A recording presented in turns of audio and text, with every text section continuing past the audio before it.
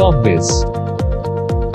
नमस्कार दोस्तों, मेरा नाम है दिव्या दीक्षित और आप देख रहे हैं कॉर्बिस। आज हम बात करेंगे कि ट्रेड लाइसेंस क्या होता है, ट्रेड लाइसेंस कितने प्रकार का होता है, ट्रेड लाइसेंस क्यों जरूरी होता है किसी भी बिजनेस को चलाने के लिए, इसके अलावा क्या क्या डॉक्यूमेंट्स की जरूरत होती है अगर आप ट्रेड लाइसेंस लेने जाते हैं, क्या क्या रजिस्ट्रेशन प्रोसीजर होता है जिसके तहत आपको गुजरना पड़ता है, और अंत में दोस्तों हम बात करेंगे रिन्यूअल प्रोसीजर की, यानी कि अगर आपका ट्रेड लाइसेंस एक्सपायर हो रहा है तो क्या कुछ रिन्यूअल प्रोसीजर है उसका। तो चलिए वीडियो की शुरुआत करते हैं। ट्रेड लाइसेंस एक तरह का सर्टिफिकेट होता है जो परमिशन के तौर पर उन सभी लोगों को दिया जाता है जो व्यापार करना चाहते हैं या फिर पहले से बिजनेस कर रहे हैं किसी एक क्षेत्र में, किसी शहर के अंदर या फिर किसी कम्युनिटी के अंदर। ट्रेड लाइसेंस एक आधार के तौर पर जारी किया जाता है, यानी कि सेफ्टी गाइडलाइंस, रिलेवेंट लॉ और स्टैंडर्ड के माध्यम से, ताकि ये देखा जा सके, मॉनिटर किया जा सके कि आपका बिजनेस किस तरह से रन कर रहा है और आपके बिजनेस के माध्यम से जो वहां पर जनता रह रही है उसको किसी तरह का नुकसान नहीं होना चाहिए।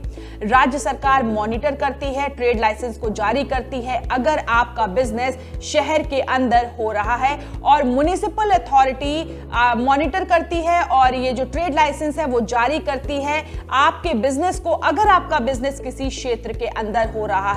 अगर आप ट्रेड लाइसेंस के अंदर जो गाइडलाइंस है, रूल्स रेगुलेशन, उसको फॉलो नहीं करते हैं तो ये एक अपराध की श्रेणी में आता है, उसके लिए आपको दंड भी मिल सकता है।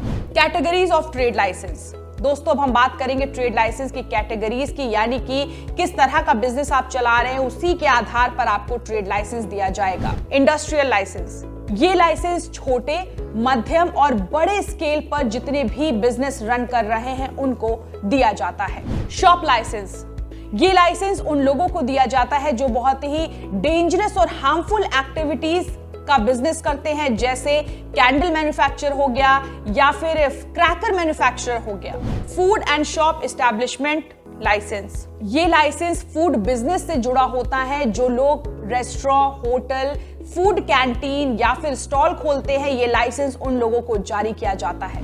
इंपॉर्टेंस ऑफ ट्रेड लाइसेंस, जो लोग बिजनेस करना चाहते हैं उनके लिए ट्रेड लाइसेंस को प्राप्त करना बहुत जरूरी और अनिवार्य होता है, क्योंकि ट्रेड लाइसेंस के माध्यम से देखा जाता है कि जो कारोबार आप कर रहे हैं वो किस तरह किया जा रहा है, कैसे किया जा रहा है, आपके कारोबार से जो आम जनता वहां पर रह रही है उसको किसी तरह का नुकसान नहीं होना चाहिए।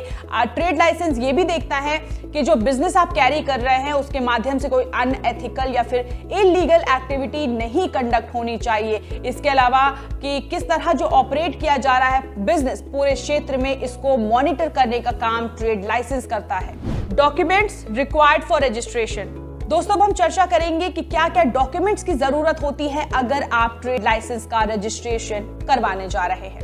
अगर किसी एप्लीकेंट की कोई कंपनी है, एलएलपी है या फिर फर्म है तो memorandum of association of article of association बहुत जरूरी होता है। इसके अलावा कंपनी का आधार कार्ड जरूरी है।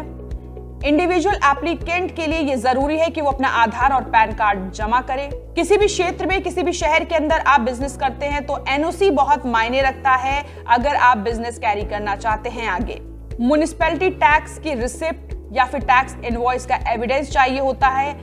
खाता सर्टिफिकेट और उसके एक्सट्रैक्ट की जरूरत पड़ती है, और इसके अलावा लेआउट प्लान और सेक्शन प्लान की जरूरत होती है। दोस्तों डॉक्यूमेंट्स की तो बात हो गई, लेकिन अब हम चर्चा करेंगे कि रजिस्ट्रेशन प्रोसीजर क्या होता है जिसके तहत आपको गुजरना पड़ता है। देखिए दोस्तों, ट्रेड लाइसेंस दो तरह से रजिस्टर्ड कराए जाते हैं, पहला ऑनलाइन, दूसरा ऑफलाइन मोड। ऑनलाइन मोड की बात करें, जो हमारा एप्लीकेंट होता है उसे एप्लीकेशन फॉर्म भर के जमा करना होता है, जिसमें आपके ट्रेड लाइसेंस की डिटेल होती है, नेम एड्रेस होता है, नेम एड्रेस बिजनेस का होता है। इसके अलावा जो टाइप ऑफ लाइसेंस होता है जो ऑलरेडी इशू हो चुका है उसके बारे में भी जानकारी आपको देनी पड़ती है। उसके बाद क्या होता है, आप सारे डॉक्यूमेंट्स एक बार जमा कर देते हैं, फिर आपको एक रजिस्ट्रेशन फीस देनी पड़ती है। रजिस्ट्रेशन फीस देने के बाद एक ट्रांजैक्शन नंबर आपके मोबाइल पे आपको आता है रेफरेंस के लिए, जो कि आगे आपके फ्यूचर पर्पस में काम आता है, और यही पूरा रजिस्ट्रेशन प्रोसेस आप प्रोसीड करते हैं। Trade licence renewal in India, दोस्तों अगर आपका ट्रेड लाइसेंस एक्सपायर